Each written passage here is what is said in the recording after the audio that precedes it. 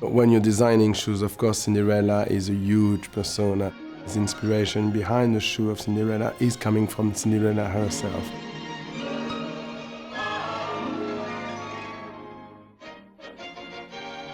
The first step of a shoe for me, always, most of the time, starts by a drawing, by a sketch, more or less elaborated. If there are some details, sometimes I don't really do precisely the details, but the bone structure. When you have the sketch, it goes really on the first prototype, meaning working on the last, on the body of the thing, and drawing it precisely on the body, on the last. The shoe has this thing which is called mesh, and above this mesh, which is a transparent sort of little material, above the mesh you have a lace, the color of Cinderella's skin, and on the lace some butterflies have been drawn and then added with crystals.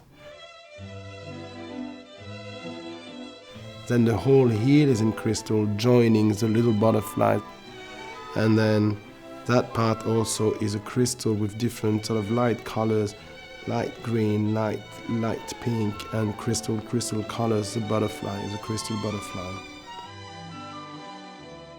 So it's mesh, lace, crystal, and crystal butterflies.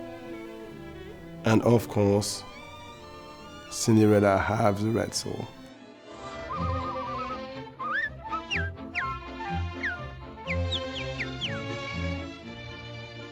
If you're designing shoes, definitely Cinderella is one of the biggest icons if you think about it. You know, you have few people who are so linked to shoes, so yes, definitely.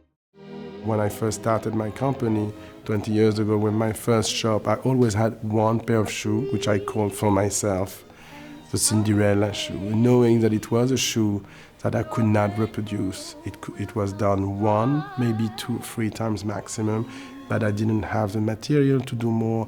I couldn't do it more.